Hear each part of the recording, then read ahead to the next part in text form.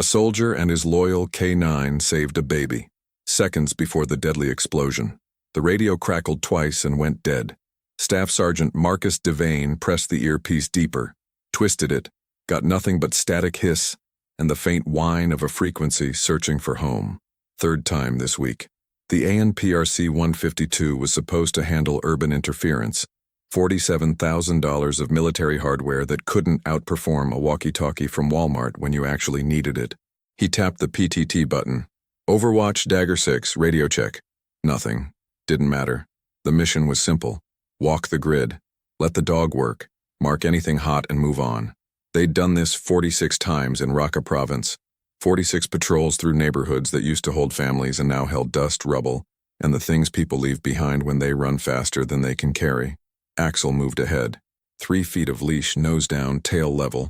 The posture of a Belgian Malinois doing what 70 generations of breeding and 14 months of training at Lackland Air Force Base had wired him to do. 68 pounds of muscle, bone, and instinct wrapped in a sand-colored coat that blended with everything in this country. His ears rotated independent of each other, left tracking a doorway, right scanning the street, like satellite dishes pulling signal from 2 directions at once. Marcus had been paired with Axel for 19 months. Before that, he'd worked with a German shepherd named Boomer, who found 11 IEDs in Helmand and retired to a ranch in Abilene. Good dog. But Boomer worked for praise. Axel worked because the work was him. He didn't search for explosives. He hunted them, the way a border collie herds without being told. It was in the wiring. The street was Kamal al-Din, east side of Tal Abyad, Syrian border town, 60 miles from the Turkish line. The block had been evacuated 3 days prior after a cell phone video showed a man placing something under a car on the north end. Could have been a bomb. Could have been groceries. But when you're wrong about that guess, people go home in bags.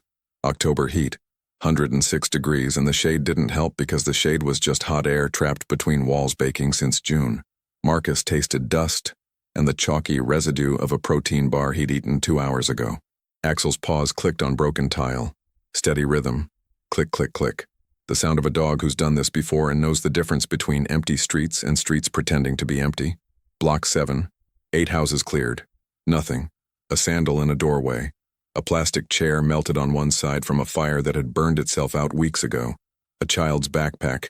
Iron Man, faded, one strap torn, hanging from a nail on a wall. Marcus checked his watch. 14:32.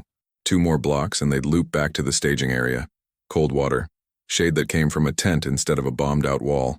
Maybe sleep. Axel stopped. Not slowed. Stopped. Front paws locked. Weight shifting back onto his haunches. Nose frozen mid-sweep pointing at a 3-story residential building on the northeast corner. Gray concrete. No door. Windows blown out on the 2nd floor. Rebar jutting from the roofline like broken fingers. He didn't bark. Didn't whine. Didn't signal the way he'd been trained to signal. The sit and stare that meant explosive compound detected. He just stood there, every muscle locked, ears forward, eyes fixed on the dark rectangle where the front door used to be. Marcus had seen this 46 times. The trained alert, the protocol response. This wasn't that. This was something else. Axel pulled. Not the trained leash tension, the measured pressure that says, I found something, come look. This was different. 68 pounds of Malinois throwing his chest into the harness, claws scraping concrete, dragging Marcus toward that doorway like something hooked him from inside. Marcus planted his boots. Axel, fuss. The dog ignored him. 19 months. 400 drills. Axel had never, not once, broken command. Not when a car bomb detonated 2 blocks south on their 9th patrol. Not when a stray cat crossed their path in Mosul and every instinct in his prey drive screamed chase. He was a machine built from muscle and discipline, and machines don't glitch. Until now. Marcus unclipped the leash. Let him go. Sometimes the smartest thing a handler can do is stop handling. Axel hit the doorway at a trot and disappeared into the dark. The building exhaled, that stale breath of collapsed plaster, old concrete, and something sweet underneath. Rot. Not human rot. Something smaller. Food left behind. A kitchen that stopped being a kitchen months ago. Marcus clicked on his Surefire and followed. Ground floor. Stripped. Wires hanging from the ceiling like dead vines. Glass crunched under his boots. Not window glass. Thinner. A picture frame, maybe. Someone's family ground to powder under military soles. Axel was at the stairwell, one paw on the first step, nostrils flaring in quick pulses, sampling the air, reading something Marcus couldn't. "What do you got, boy?" The dog looked at him, then up the stairs, then back. No, that's not right. He didn't just look. He locked eyes and held them. A beat too long for a dog responding to stimulus. This was come with me. They climbed. Second floor. The Surefire cut a white cone through dust that hung like fog. Doorways gaped. Bedrooms, a bathroom with no fixtures, a closet with a coat still on a wire hanger. Life interrupted mid-sentence. Axel didn't stop, kept climbing. Third floor. Steps cracked. Concrete missing on the seventh stair. Rebar exposed like a broken bone through skin. Marcus tested each one before committing his weight. The third floor hallway had one door, half open. Axel pushed through with his nose and stopped center of the room. Marcus came in behind him, swept the Surefire left, right. A mattress on the floor, stained. A plastic bottle with an inch of brown water. Newspapers in a corner. Arabic script blurred with moisture. And in the far corner, a cardboard box. Packing tape on the sides. A blanket draped over the top, gray, filthy, pulled halfway off. The sound came from inside. Thin, high, weak in a way that made Marcus's chest tighten before his brain caught up. A cry that didn't have enough air behind it. Not screaming, whimpering. The difference between a baby that's been crying for minutes and one that's been crying for hours. He crossed the room, pulled the blanket. A baby, 4 months old, maybe less. Skin gray with dehydration. Lips cracked, eyes closed, mouth open, producing a sound barely louder than breathing. Wrapped in a man's shirt. Plaid pearl snaps stiff with dried sweat. Axel sat beside the box, pressed his body against the cardboard. Didn't sniff the baby. Didn't investigate. Just sat, close, guarding something he'd decided was his to guard. The radio crackled back to life, timing like a bad joke. Dagger 6, Overwatch. That structure on northeast Kamal al-Din. Imagery shows possible IED signatures. Do not enter. Repeat. Do not enter that building. Marcus looked at the baby, looked at Axel, looked at the stairs behind him. Too late for that. Protocol is a beautiful thing when you're in a classroom at Fort Leonard Wood with a PowerPoint slide and a cup of coffee. Neat boxes, clean arrows. Step 1, Step 2, Step 3. Every scenario has a flowchart. Every flowchart has an exit. Nobody builds a flowchart for a baby in a box on the third floor of a building wired to explode. Dagger 6, confirm. Do you copy? Do not enter that structure. Marcus keyed the radio. His thumb slipped on the PTT. Sweat. Overwatch, Dagger 6. I'm already inside. Third floor. I have a civilian infant. Alive. Requesting immediate extract. Silence. The kind that has weight. Then, Dagger 6. Say again.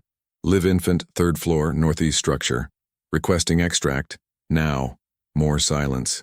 Someone talking in the background. Muffled. Fast. The sound of a plan falling apart. Dagger 6. Hold position. EOD is 22 minutes out. Do not move through the structure. Possible pressure plates on the stairwell. Possible tripwire on the main entrance. Hold and wait for bomb disposal. 22 minutes. Marcus looked at the baby. The cry had thinned to a sound like air leaking from a tire. Steady, fading, mechanical. 4 months old. Maybe less. Dehydrated past the point where crying does any good. But the body keeps trying, because the body doesn't know how to quit. 22 minutes in a building that might have a timer nobody told him about. He pressed the earpiece. Overwatch, what's the confidence level on those IED signatures? Pause. Imagery analysis shows disturbance patterns consistent with buried ordnance near the main entry. Confidence, moderate. Moderate. In military intelligence, moderate means we think so, but we're not betting our careers on it. Which meant someone at a desk 12 miles away was looking at satellite photos and making a guess. Marcus had a baby turning gray in a cardboard box and a guess. I wish I could tell you he ran the math, weighed the odds like they teach you. Mission risk assessment, probability of harm, acceptable casualty threshold. All those words that make killing and dying sound like accounting.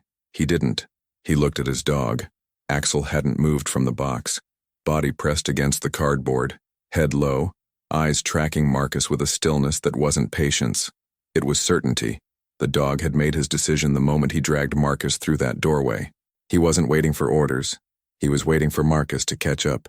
You spend 19 months with a working dog and you learn something civilians don't understand. The dog doesn't follow you. You follow each other. And when the dog commits to something with every fiber of muscle and training and whatever it is that lives in the space between instinct and choice, you either trust it or you don't deserve the leash. Axel had never been wrong. 11 IED detections, 3 weapons caches. A suicide vest in Raqqa that would have killed 9 Marines if the dog hadn't locked on a man's jacket from 40 feet away in a crowded market. Not once wrong. And right now, every cell in that animal's body was saying, "This baby matters. We don't leave." Overwatch, Dagger 6. I can't hold for 22 minutes. The infant is critical. I'm moving to extract. The response came fast. Clipped. Dagger 6, negative. Hold position. That is a direct order. EOD en route. Marcus pulled the earpiece out, set it on the windowsill. The radio kept talking to the empty air. He knelt beside the box, touched the baby's forehead.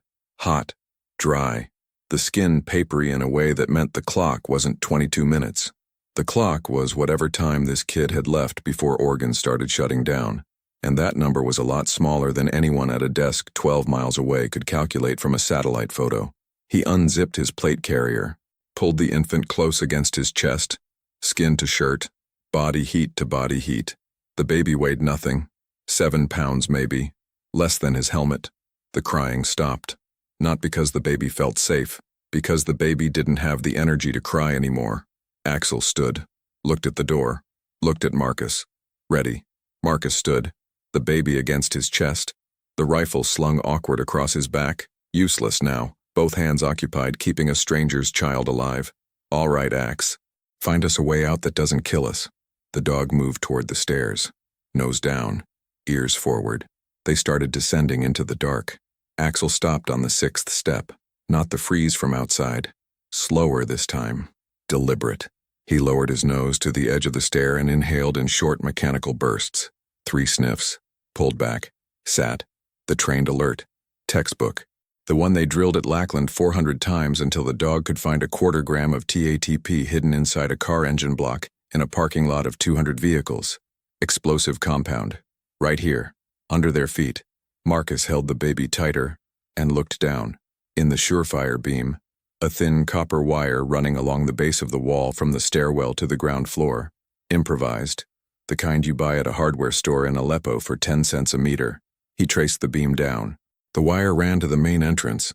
Pressure plate or tripwire at the doorway, dead cord through the walls. Charges placed somewhere in the structure. Anyone walking through the front door would have closed the circuit. They'd come through the front door. The wire wasn't tripped, which meant the trigger wasn't pressure. Redundancy. A backup. Bomb makers who survive long enough to get good always build a second way in. Okay. Marcus said it out loud. Not to the dog, not to the baby, to the building, to whatever was listening in the walls. Okay, we don't go down the stairs. He backed up to the 3rd floor.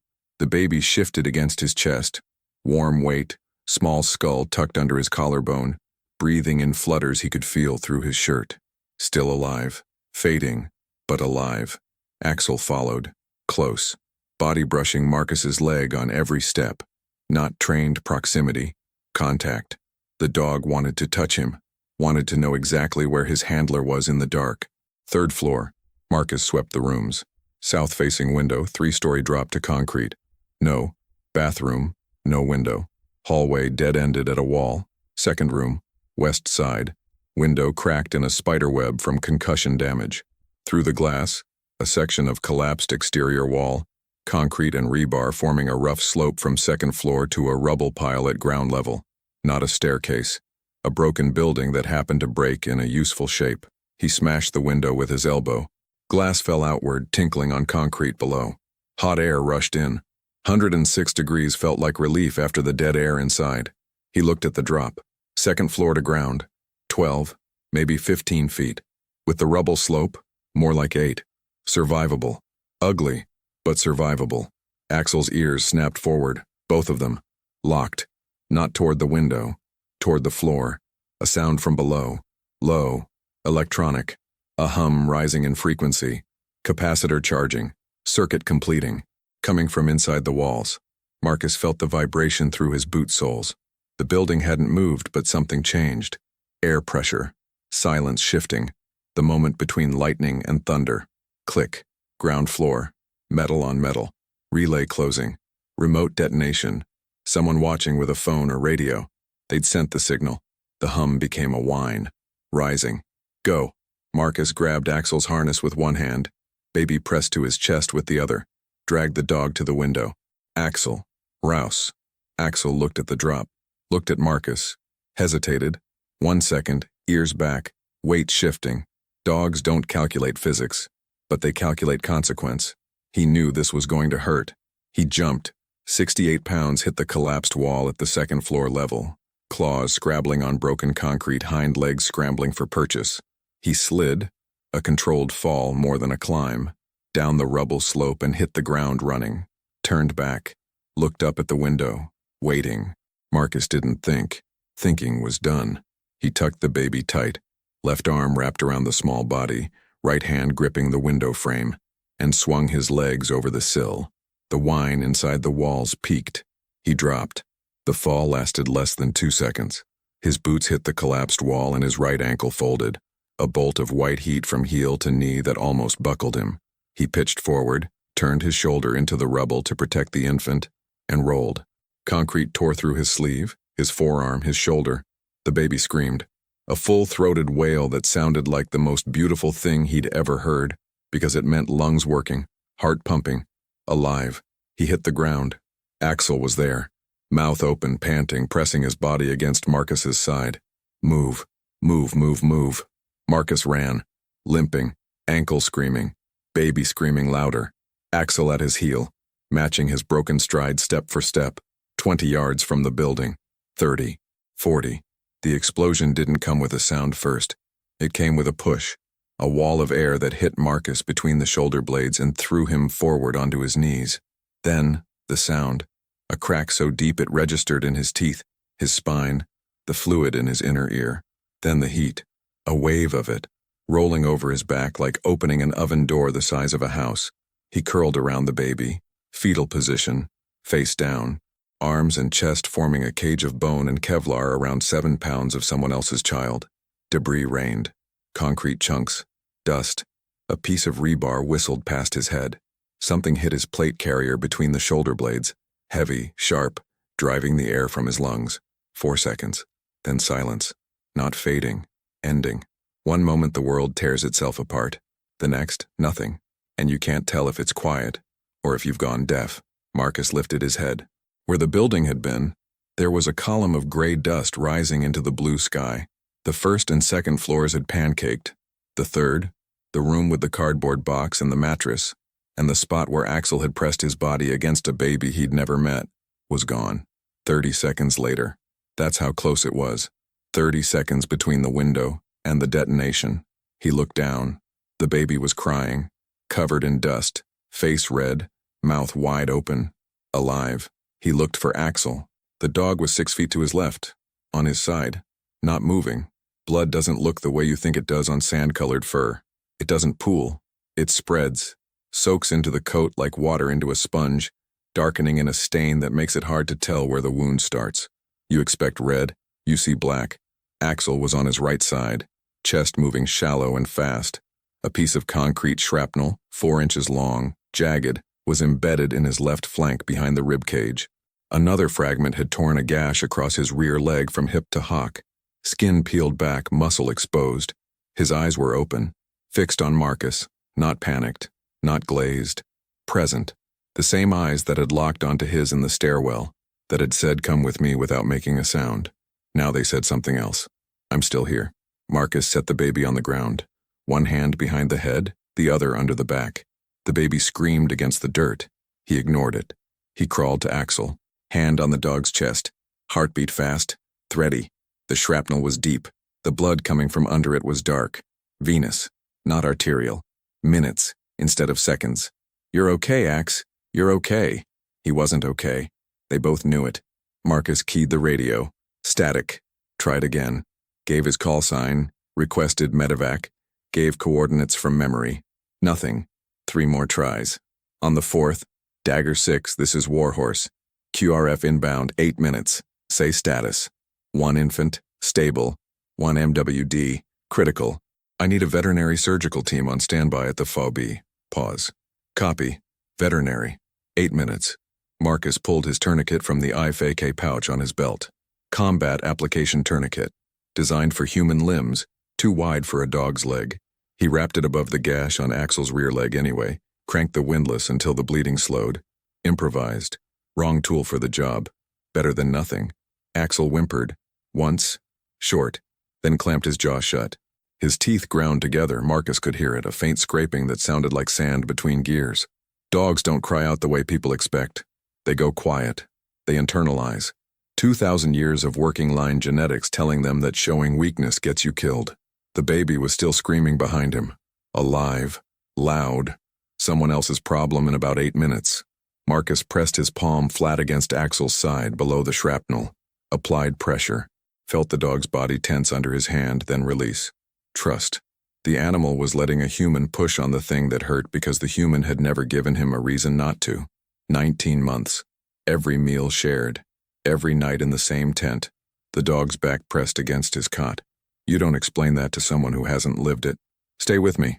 Marcus said it low. Not a command. Don't you quit on me, Axel. Not here. The dog's tail moved. One twitch. Barely visible. A signal so small you'd miss it if you weren't looking. But Marcus was looking. If you're still with me right now, drop a comment. Tell me where you're watching from. Because I need you to understand something about what happens next. This dog jumped out of a building, took shrapnel meant for a man holding a baby, and he's lying in the dirt with his handler's hand on his chest, and his tail is still trying to wag. The Blackhawk came in low and loud. Dust cloud. Rotor wash flattening everything in a 50-yard circle. 2 medics hit the ground running. One went for the baby, one came to Marcus. The dog, Marcus said. The dog first. The medic looked at him, looked at Axel, looked at the blood. Sergeant, the infant is stable. My dog is dying. Load him first or I don't get on that bird. They loaded Axel first. Marcus climbed in after, held the dog's head in his lap, felt the heartbeat against his thigh. Weaker now, slower, like a clock winding down. The helicopter banked south toward the FOB. Marcus didn't pray, hadn't in years, but he closed his eyes and made a deal with something he couldn't name. The desert, the sky, whatever listens when you're out of options. Bring him back. I'll owe you whatever you want. Just bring him back. Captain Sarah Voss, veterinary surgeon attached to the 64th Medical Detachment, worked on Axel for 4 hours and 11 minutes. Marcus sat on a wooden ammo crate outside the surgical tent. Didn't eat, didn't drink, didn't move when the CO came for a debrief. He watched the tent flap stir in hot wind and listened for sounds he couldn't hear through canvas. A corporal brought an update on the baby. Stable. IV fluids. A Syrian medical team had taken custody. The infant, a girl, was malnourished but responsive. They were searching for family. Marcus nodded. 4 hours, 11 minutes. Captain Voss came out pulling off gloves. Blood on her forearms. Shrapnel nicked his spleen. I removed it and repaired what I could. 62 sutures on the leg. He's lost a lot of blood. She pulled off her cap. He's alive, but the left rear has nerve damage. He'll walk. He won't run. Not like before. Marcus stared at her. Can I see him? He's sedated. Give it 2 hours. He gave it 40 minutes.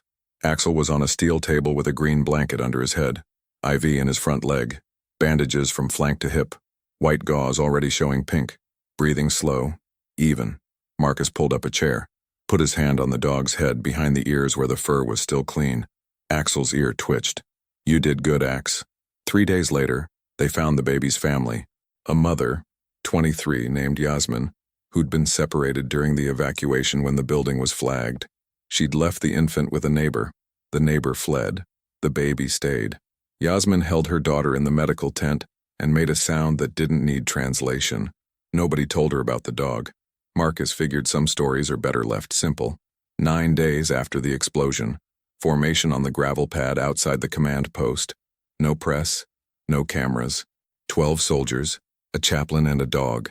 Axel stood on 3 good legs and one that touched ground but didn't carry weight. The scar on his flank would never grow fur again. White tissue on sand-colored coat. Mapping where metal met muscle. Colonel Brandt read from a folder. Marcus heard extraordinary service and disregard for personal safety. Words that blur when someone in a clean uniform describes what happened to someone in a dirty one. They pinned something to Axel's harness. Axel didn't notice. He was watching a bird on the razor wire. That night, Marcus sat on his cot, Axel on the floor beside him, the dog's back pressed against the cot frame, the way it had every night for 19 months. Breathing slow, the bandaged flank rising and falling. Marcus reached down, ran his fingers along the edge of the surgical tape, felt the ridge of stitches underneath. Heroes don't bark, do they, Ax? The dog exhaled. Long, heavy, the kind of breath that empties everything and starts over. Outside, the Syrian desert cooled. Stars came out, thick, hard, the kind you only see where there's nothing man-made for 50 miles to wash them out. Somewhere north, a building that used to stand on Kamal al-Din was a pile of rubble with a cardboard box buried in it. Somewhere south, a baby slept against her mother's chest. And in a tent on a forward operating base with no name worth remembering, a soldier sat in the dark with his hand on his dog's head, and neither of them made a sound.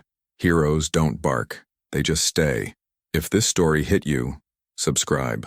I tell stories like this every week. And drop a comment. What would you have done when that radio said don't enter? I'm still not sure there's a right answer.